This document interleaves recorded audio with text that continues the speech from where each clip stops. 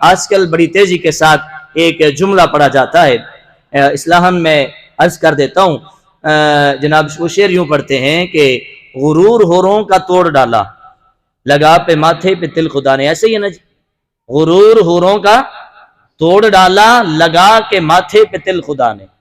اب اس شعر کے اندر حوروں کو، جو نورانی مخلوق ہے جن کا گناہوں سے کوئی تعلق نہیں ہے، حوروں کو مغرور کہا گیا ہے کہ غرور حوروں کا توڑ ڈالا.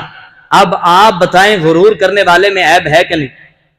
غرور کرنے والا انسان نہ رب کو پسند ہے نہ رسول کو پسند ہے، اور مغرور عیب ہے، اور یہ بہت بڑا عیب ہے غرور کرنا.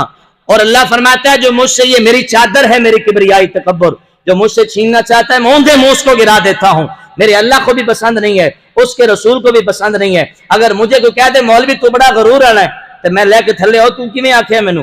اگر کوئی آپ کو کہہ دے چودھری صاحب آپ بڑے غرور والے ہیں، آپ اس کا سر پھوڑنے کو آئیں گے. وہ نورانی مخلوق، وہ عزت والی مخلوق جنہیں میرے اللہ نے اتنی عزتوں سے نوازا ہے، صبح و شام ہمارے سٹیج پر جناب گا رہے ہوتے ہیں غرور ہوروں کا توڑ ڈالا. وہ خدا کے بندو، وہ مغرور نہیں ہے، وہ عاجز لوگ ہیں، وہ ہستیاں عاجز ہیں. اللہ کے نورانی مخلوق ہے، عیب ان میں نہیں ہے، گناہ ان میں نہیں ہے، غرور و تکبر جیسی لعنت ان میں نہیں ہے. میرے اللہ نے اگر ان کی ڈیوٹی لگائی ہے نا سجدے میں پڑ جاؤ تو وہ سجدے میں ہے. میرے اللہ نے ڈیوٹی لگائی ہے نا رکوع میں آ جاؤ تو رکوع میں ہے. میرے اللہ نے ڈیوٹی لگائی ہے کہ بس سبحان اللہ کہتے جاؤ تو سبحان اللہ میں ہے. میرے اللہ نے اگر ڈیوٹی لگائی ہے نا کہ عرش کو تھام لو تو تھامے ہوئے ہیں. انہوں نے ایک سیکنڈ کے لیے بھی سونا نہیں ہے، ایک سیکنڈ کے لیے بھی کھانا نہیں ہے، ایک سیکنڈ کے لیے بھی ریسٹ نہیں لینی. صبح و شام بس ایک ہی کام ہے، اگر سبحان اللہ ہے تو سبحان اللہ ہے، اگر الحمدللہ ہے تو الحمدللہ ہے، اگر قیام ہے تو قیام ہے، اگر سجدہ ہے تو سجدہ ہے. اور ہم کہتے ہیں غرور حوروں کا توڑ ڈالا. اللہ سے معافی مانگے، ایسے جملے نہ سنیں اور نہ کسی کو سنانے دیں. تو اللہ کی نورانی مخلوق مغرور نہیں ہے، بلکہ اللہ کے آگے سر بسجود جھکی ہوئی نظر آتی ہے. یہاں پر حضرت بلال حبشی کو اگلے جملے میں نا بہت زیادہ کالا کہنے پر زور دیا ہوا ہے. محققین علماء کے نزدیک حضرت بلال حبشی کو کالا کہنا گناہ ہے. کچھ لوگ بڑا ہی زور دیتے ہیں کالے رنگ کا حبشی بلال آیا. اور میں اگر آپ کو کالا کہوں نا تو آپ مجھے کیا کہیں گے؟ تو میرے آقا کا وہ غلام جسے مؤذن رسول بنا دیا گیا، میرے آقا کا وہ غلام جسے کعبہ شریف کی چھت پہ کھڑا کیا گیا، میرے آقا کا وہ غلام جس نے عرض کی مالک اب تو میں کعبے پہ کھڑا ہوں، منہ کدھر کروں؟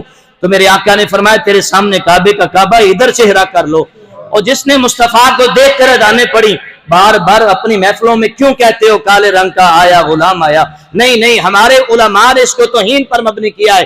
حضرت بلال حبشی کا رنگ اتنا بھی کالا نہیں تھا اتنا آج لوگ زور لگا لگا کے کہتے ہیں کالے رنگ کا، کالے رنگ کا. نعوذ باللہ من ذالک.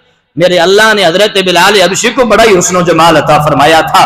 اصل حسن سفیدی یا کالا پن نہیں ہوتا، اصل حسن دل والا ہوتا ہے. یہ بات حضرت ابوبکر صدیق رضی اللہ تعالیٰ عنہ نے اس وقت جب آپ کو آزاد کروانے گئے تھے، جب انہوں نے منہ بولی قیمت ادا کرنے پر رضامندی اختیار کی، اس نے کہا اے ابوبکر تجھے تو میں بڑا عقل مند سمجھتا تھا کہ تو بڑا عقل مند ہے، تو بڑا تاجر ہے، تو نے ایک کالے رنگ کے ایک ایسے عجیب سے غلام کے لیے اتنی قیمت لگا دی.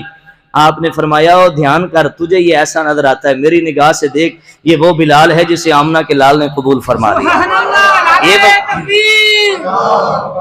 نعرہ رسالت، نعرہ حیدری، سیدی مرشدی. تو حضرت بلال حبشی کو میرے اللہ نے ظاہر کا حسن بھی عطا فرمایا ہے، باطن کا حسن بھی عطا فرمایا، اس لیے کہ اسے آمنہ کے لال نے قبول فرمایا. کتنا حسین ہوگا میرا بلال جسے آمنہ کے لال نے سینے سے لگایا. اور میرے آقا نے اپنے در کی نوکری پہ مامور کیا ہے. اے بلال زمانے پہ لوگ آئیں گے بڑوں کے در کے کھڑے ہو کے نوکری کریں گے. اے بلال آج کے بعد تجھے مصطفیٰ کریم صلی اللہ علیہ وسلم یہ اعزاز دیتے ہیں کہ تو نوکر ہے تو در مصطفیٰ کا خادم بن جا. تو حضرت بلال حبشی کو ایسا نہیں کہنا چاہیے بلکہ عزت کے ساتھ آپ کو بلانا چاہیے. اصلاحاً بات ہے اگر کوئی ثناء خان بیٹھا ہوا ہے، اگر کوئی ذوق رکھنے والا ہے تو ایسا جملہ نہ سنے اور نہ کوئی پڑھے ایسا. ہم بار بار یہ کہتے ہیں ثناء خان کو کہ وہ نعت پڑھا کریں جس کی تحقیق ہو، جس میں کوئی غلط لفظ نہ ہو.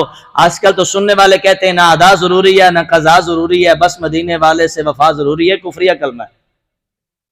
قرآن پاک میں اقیم الصلاۃ، نماز قائم کرو. کتنی بار حضور حکم ہے 600-700 سے بھی اوپر بار میرے اللہ نے فرمایا نماز قائم کرو، وہ کہتا ہے نہ ادا ضروری ہے نہ قضا ضروری، پھر مصطفیٰ ایویں کہتے کہ نماز پڑھو، قرآن ایویں ہی ہے۔